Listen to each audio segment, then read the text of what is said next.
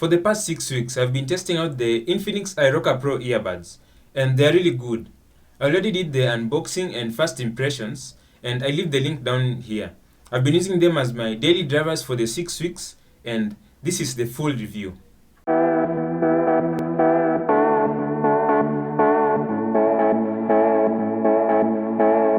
The Infinix Irocker Pros are not that common in the market, as I have seen absolutely zero ads with them in it.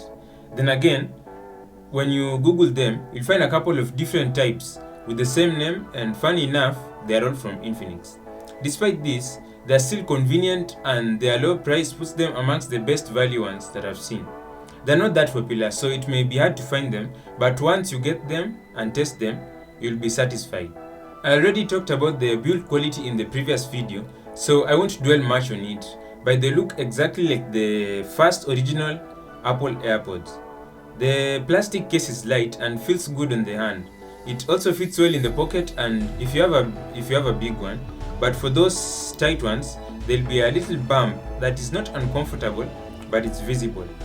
The inside part at the bottom of the case has some charging thingies that I don't know what to call, but inside the case, it's also magnetic. So when you put the earbuds, they're like pulled into the case.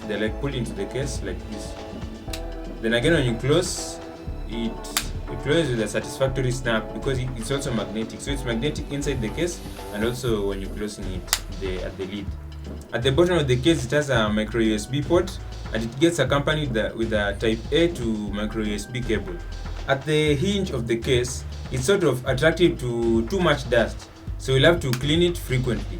They are not waterproof, so it will be stupid if you put them underwater or do something like swimming when you're wearing them. Despite this, I've walked with them on the rain a couple of times and no harm came unto them. So a little splash of water here and there won't hurt. But that doesn't mean that you should walk with them in the rain all the time.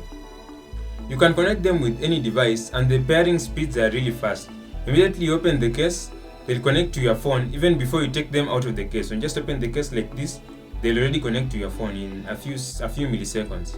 When connected, you can reach up to a distance of 7 to 9 millimeters. So that's a really good range. For its price, to be honest, I expected a shorter distance, and so we have that.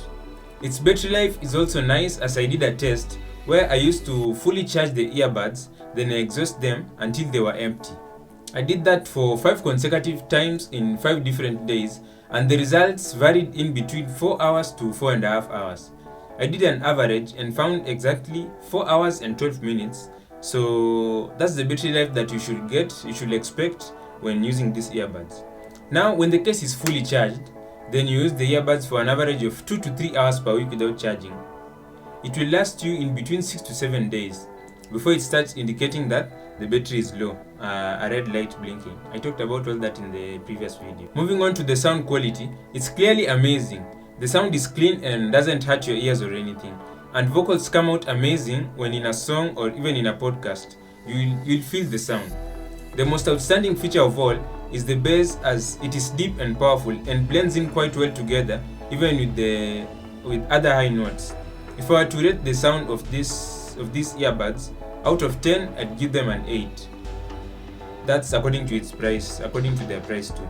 Even on gaming, the sound sort of adjusts itself into the gaming mood once you open the game. I used them when playing some games and they are worth it. Now I don't know if it's spatial audio but to me, the sounds feel like it.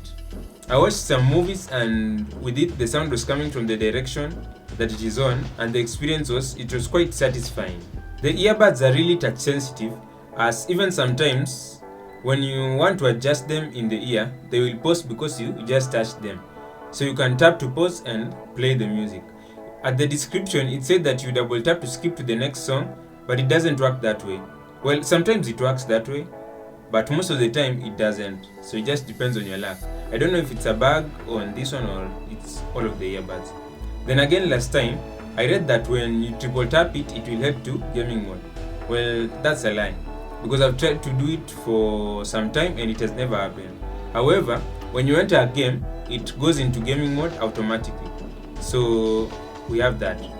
Sadly, it doesn't have noise cancellation, but aside from that, it's awesome. So my verdict on this is, at $26, doesn't get any better than this. With the great design, connectivity, battery life, and sound quality, it's better than the competition around it.